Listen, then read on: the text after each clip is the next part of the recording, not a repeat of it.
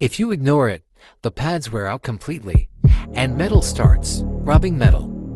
That grinding sound means your rotor discs are getting damaged. Now, instead of just new pads, you'll need new rotor discs too. As the damage grows, your braking distance increases, making your car unsafe and harder to control. A delayed pad change can lose you money double: brake pads, rotor disc, brake oil, damaged caliper, ABS system.